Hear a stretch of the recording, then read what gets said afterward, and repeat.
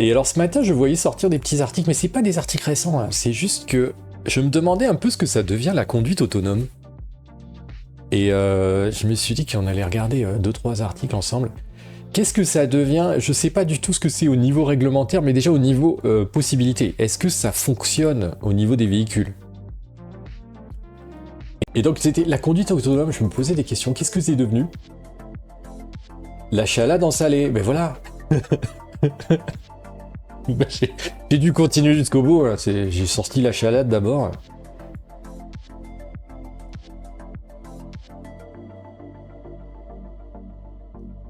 Alors je vous le ressors. Vous savez, on est le 18 juin 2025. C'est l'appel du 18 juin. C'est aussi Waterloo, hein. Attention, méfiez-vous. Hein. Tous les 18 juin ne se valent pas. Alors, audition de Monsieur Luc Julia, concepteur de l'assistant vocal Siri et spécialiste de l'intelligence artificielle. C'était...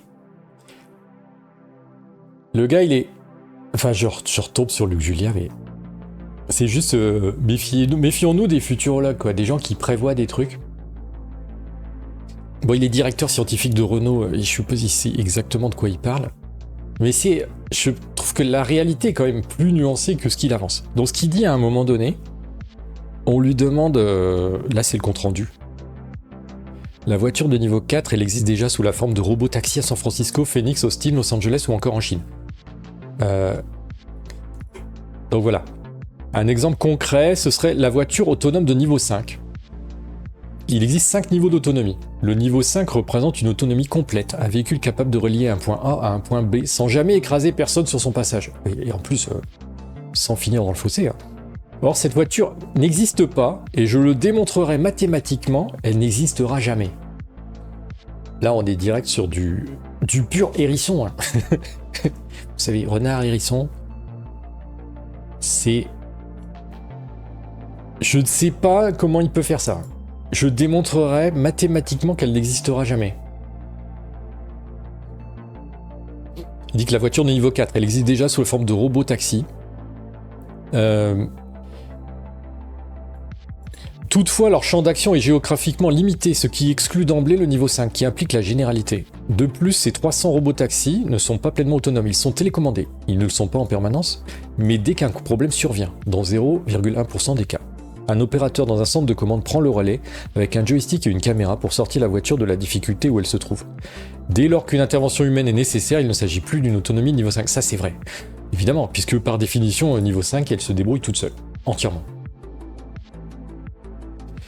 Les niveaux 3 et 4 arriveront, mais pourquoi le niveau 5 est-il impossible? Ouais, c'est ça, dire que jamais... Ouais, c'est ça. Oui, méfiez-vous. Hein. Ne dis jamais jamais. Hein. Une première démonstration s'appuie... Voilà, il dit pourquoi le niveau 5 est impossible. Il parle de la place de l'Étoile à 18h. Une voiture autonome placée sur l'une de ces avenues resterait bloquée. En effet, sa force est aussi sa faiblesse. Comme elle respecte scrupuleusement le code de la route, c'est vrai que la place de l'Étoile, quand ça bouchonne, par exemple, on se double à droite. Hein. Les gens, il faudrait un dessin de la place de l'Étoile. Quand ça bouchonne, c'est un rond-point absolument gigantesque. Pour ceux qui connaissent. Et il n'y a pas trop de marquage au sol. Et donc, il y a la place de faire passer 5-6 voitures, voire plus. Alors, place de l'Étoile, on va là. Pouf, c'est fait. En largeur. Ah, mais à quelle heure ils ont pris ça en photo, quoi. La place de l'Étoile est vide. C'est très fort. Ah, vous voyez la largeur. Il n'y a pas de marquage par rapport à une voiture. Vous pouvez mettre combien de fils? 1, 2, 3, 4, 5, 6, 7 ou 8 fils. Et en général, quand on veut aller de là à là, on est bien gentil, on arrive, je sais pas si vous voyez ma souris, ouais. On arrive, on se met près du centre, et puis on essaie de sortir. Problème, ça bouchonne un peu, et là t'as des gens qui font le tour, et eux ils sont malins, ils passent par la droite, à l'extérieur. Et donc, tu te retrouves bloqué, à essayer de sortir, enfin c'est bizarre. T'as double de tous les côtés, t'as des vélos qui passent à gauche, à droite, au milieu, au centre, partout. C'est juste s'ils passent pas par-dessus le toit. Si tu prends l'endroit le plus bouché de France aussi. Mais oui, tu peux télécommander la voiture à distance, faut pas être en craquage nerveux, sinon ça devient GTA. Ouais, en fait, je me demande s'ils télécommandent la voiture en distance ou s'ils regardent, en fait, avec la... Il y a un délai. T'as un délai de communication avec la voiture. C'est juste que tu prends la voiture veut faire telle manœuvre et elle est pas sûre parce que ses capteurs lui disent qu'il y a quelque chose de très très près à gauche à droite. Elle s'est coincée dans un... Il y a une borne d'incendie, il y a un truc... Une bouche d'incendie. Et j'imagine que l'opérateur, il va regarder les différentes caméras, tous les capteurs, et il va valider si oui ou non la manœuvre est OK à faire. Et après, c'est la voiture qui reprend la main pour faire cette manœuvre, because je vois mal commander à distance. Vraiment, pour de vrai, télécommander. Parce que t'as pas la... Je sais pas, tu peux avoir une demi-seconde de délai, enfin c'est comme... c'est pas possible. T'as quand même pas la rapidité de réaction de la voiture qui, elle, reçoit tous les capteurs devant, derrière, de proximité et tout, en permanence, quoi. J'aime pas quand on prend toujours les extrêmes en exemple, ouais. Oui, voilà. Mais c'est vrai que il y a eu des reculs. Hein. Et alors ça, c'est... Vous vous rappelez, 18 juin. 18 juin 2025. Et alors, ce qui est très étrange, et je comprends pas très bien comment il a fait son coup, 16 mai 2025, Tesla fait une démonstration de conduite autonome sur la place de l'Étoile à Paris. Mais... que se passe-t-il? Et en fait, ce qui m'embête, c'est quand même, on a des... C'est quand même... Ce sont des gens qui conseillent les décideurs, quoi. Le compte-rendu, là, c'est la commission des affaires économiques. C'est une commission du Sénat, quoi. Voilà, on est sur le site du Sénat, quoi. On a la vidéo. Voilà, là, on a la vidéo. Et ça se passe très bien. Et vous voyez sur le... Ce que voit la voiture, là. Oui, c'est peut-être pas aussi... C'est pas embouteillé. Avec des gens qui essaient de contourner. Mais vous allez voir, plusieurs fois, la voiture fait preuve d'une certaine... on dit qu'en conduite, il faut quand même s'affirmer un petit peu. Il faut donner des signaux clairs autour de soi de ce qu'on est en train de faire comme manœuvre. Et elle le fait bien. Parce qu'il y a des moments, si elle laisse passer tout le monde... Mais en plus, c'est pas un rond-point européen, c'est priorité à ceux qui arrivent sur le... Je trouve que la voiture, vous allez voir, c'est un peu plus loin. Puis en plus, t'as des vélos qui partent... Voilà, le taxi... Des piétons qui traversent là en plein milieu. Vous allez voir, il y a un vélo qui va filer là par la droite. Le vélo assez courageux, hein. Moi je serais sur les pistes cyclables, je serais autour. Hein. Attention. Il y a un vélo qui passe dedans, le gars il est confiant. Waouh, il est passé. Je trouve que la voiture se débrouille bien. Paris c'est compliqué quand même. Et la place de l'Étoile, c'est un exercice super compliqué parce que t'as pas du tout une bonne vue de ce qui se passe, c'est immense. C'est immense, t'as l'impression d'être sur un terrain de foot, tu vois pas très bien les bords. Si jamais tu t'es perdu au centre pour traverser... pour repartir. Ouais, ça marche. Et donc, voilà. Des fois, chapeau, ouais, ça marche. Je voudrais voir la même chose avec une place de l'Étoile complètement bouchonnée où tout le monde essaie de contourner par les côtés parce qu'il y a un moment donné où c'est comme ça. Hein, le seul moyen de t'en sortir, c'est de faire le tour par l'extérieur.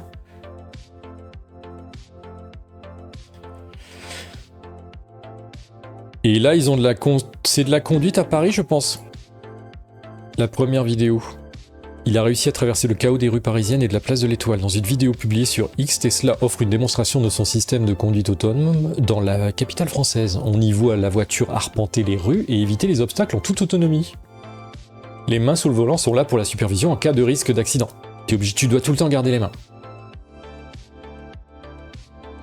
À l'avenir, tous les véhicules Tesla proposeront des capacités de conduite entièrement autonomes en supervision.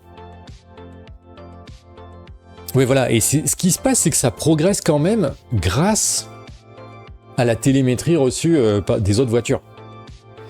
Je pense que l'ensemble des voitures Tesla, elles enregistrent ce qui se passe et elles retournent des éléments intéressants. Peut-être elles sont capables, tu vois, même quand tu les conduis, moi j'imagine ça, hein. Je suppose que c'est pas le cas, mais... que même si tu... L'entreprise explique avoir entraîné son système de full self-driving sur plus de 5,79 milliards de kilomètres de données. récoltées par ces véhicules. ça fait plusieurs fois l'ensemble des rues du monde. C'est plus de 7 millions de Tesla qui circulent à travers le monde. Elles retournent des données, elles retournent des trucs. Ouais. Et ça marche de mieux en mieux, mais c'est vrai qu'il y a eu un moment donné où je me rappelle qu'Elon Musk avait dit on n'y arrivera pas. C'est beaucoup plus compliqué que ce qu'on croyait. Et ils ont changé de technologie, embarqué de façon de reconnaître les environnements, tout ça. Mais il semblerait que là, ça reprend. Ça reprogresse. Et je voudrais que quelqu'un qui... Je me demande, est-ce que quelqu'un parmi vous est déjà monté dans une voiture comme ça? Mais ça doit être assez fou. Hein. Et voilà, là, il y a un article récent. L'opératrice n'a jamais repris le volant. On a roulé 40 minutes en plein Paris, en Tesla avec la conduite autonome supervisée. Le full self-driving, voilà, Tesla a démarré le test dans de nombreuses grandes villes d'Europe. C'est vrai que les villes européennes sont quand même plus compliquées par nature que les villes américaines, avec... il y a beaucoup de petites particularités liées aux vieilles villes, tout ça. Arrive en face. En ce mois de décembre 2025, Tesla fait tester au grand public, mais aussi aux médias, son système de conduite autonome, le FSD, pour Full Self Driving. En résumé, c'est la voiture qui s'occupe de tout. Le rôle de cette personne derrière le volant, ça va être d'intervenir en cas de besoin.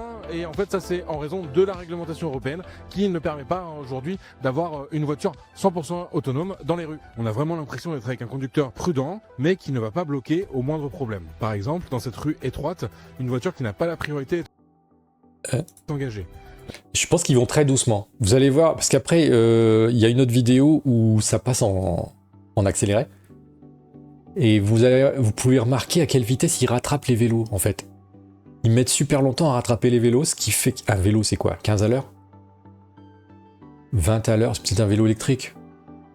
C'est limité à 25 de toute façon, donc t'imagines, donc ils vont pas à 30. Hein. Puis s'engage dès que le passage est possible. On frôle aussi parfois les autres véhicules avec ces caméras qui peuvent gérer une manœuvre au millimètre près, tout en faisant très attention aux piétons, comme ici où un conducteur lambda aurait pu s'engager sans ralentir. Une expérience très agréable et rassurante. À l'écran, la Tesla nous montre tout ce qu'elle peut voir avec ses caméras, ce qu'elle... Après, je me méfie toujours de l'effet. Est-ce que c'est pas une publicité hein Les vieilles villes construites plutôt en étoile ou toile d'araignée et américaines. Oui, puis en plus, il y a énormément de trucs.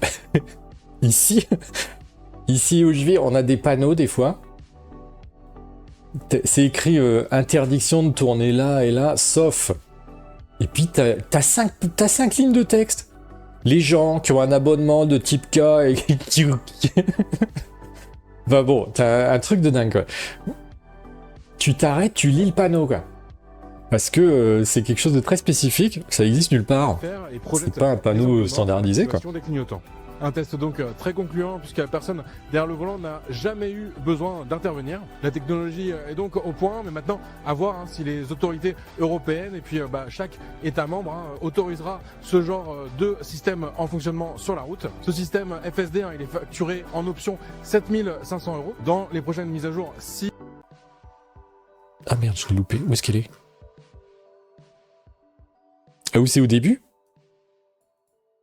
La conduite autonome en région parisienne, c'est déjà possible. On teste ça aujourd'hui chez Tesla. Au démarrage, une destination est entrée dans le GPS, on appuie sur le bouton FSD et le trajet démarre. Première seconde et premier test avec un camion de livraison qui repart soudainement. La conduite impressionne par sa fluidité, malgré la zone urbaine dense autour de Saint-Ouen. Le passage de rond-point est par exemple une formalité, tout comme les dépassements de cyclistes. Même chose sur cette situation plus complexe du double stop, où il faut quand même s'imposer face à des véhicules qui peuvent forcer le passage. Ou encore ah ouais, le double stop, je déteste ça. Après avoir laissé... T'as un stop, en face il y a un stop. Bon, qui bouge en premier? Le double stop. Et là on voit qu'en fait, c'est en accéléré, mais ils vont beaucoup plus lentement que ce qu'on croit. Vous le voyez avec les vélos. Ah mais là il suit quand même l'autre voiture.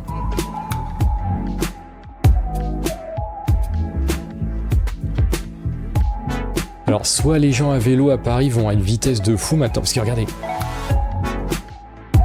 Oui, c'est juste qu'il peut pas le dépasser en fait. Donc on a l'impression que ça va très vite, mais tout doucement il rattrape un vélo.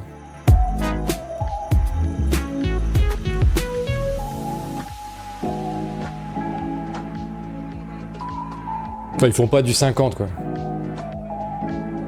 Probablement, ils n'ont pas le droit. Ou peut-être du 30. Ce trémousse sur sa chaise. Ça swing, j'aime la rythmique. C'est pas mal. Hein.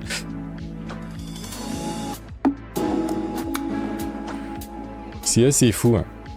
Et vous allez voir, dans pas longtemps, on va parler... Bon, ça, c'est marrant. Parce que les opposants à la voiture, la conduite automatique, c'est qu'ils pointent des accidents. Effectivement, il y a eu des accidents, et je pense qu'il y en aura. Mais si on rapporte ça à la conduite manuelle, en fait, c'est ça le problème, c'est qu'un accident avec un robot derrière le volant reste absolument impardonnable, alors que la faiblesse est humaine. C'est-à-dire, il semblerait que les voitures en conduite autonome aux États-Unis ont beaucoup moins d'accidents que quand elles sont conduites par un humain. Mais bon, mais c'est ça, mais ça reste inacceptable quand même. Il suffit d'un accident, s'il est causé par une machine, c'est problématique. Je vous mets la suite alors. Ah, ça, c'est compliqué comme route. Hein. C'était hyper étroit. Bah déjà, là, c'est pas mal étroit. Puis t'as des vélos dans tous les sens. C'est incroyable, c'est à Paris, ça. Je trouve qu'il y a beaucoup de gens qui utilisent des vélos, c'est très chouette. Hein.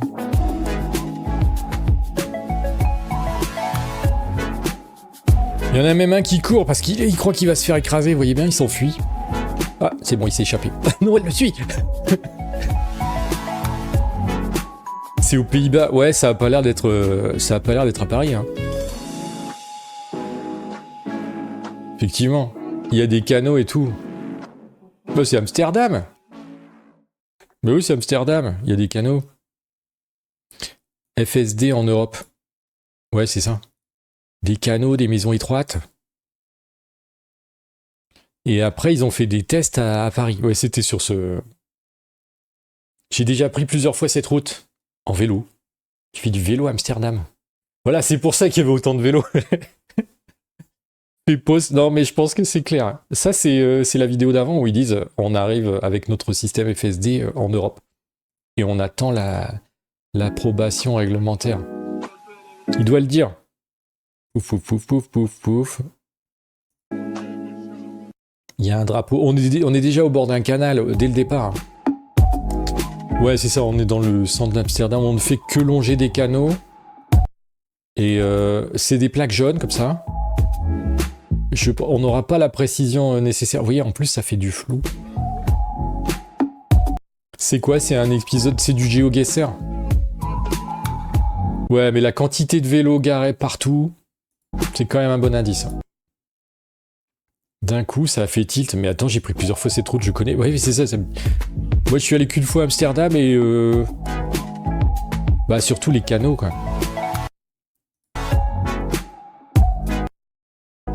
Ouais, ça, je saurais pas identifier, mais... Résolution pas suffisante. On pourrait peut-être voir le nom de la rue et tout.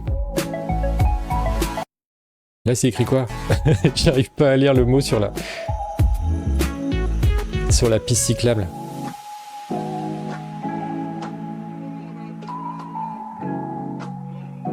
Moi, ce qui m'a toujours épaté à Amsterdam, c'est il gèle à pierre fendre, et les gens sont à vélo, mais même sans bonnet.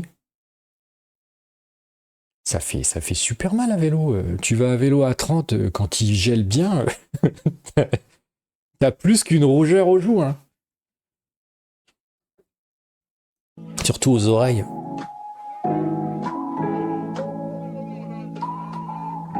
Je sais pas, ils aiment pas les bonnets, quoi.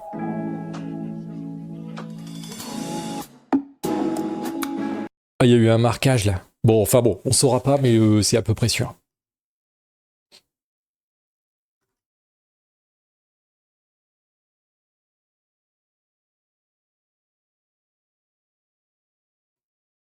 Et eux, c'est ça, ils disent dans une vidéo, Tesla, conduite autonome dans la capitale française. C'est pas du tout dans la capitale française.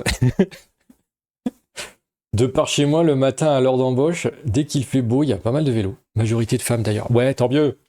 C'est très bien. Allez en vélo. Un bon vieux biclou.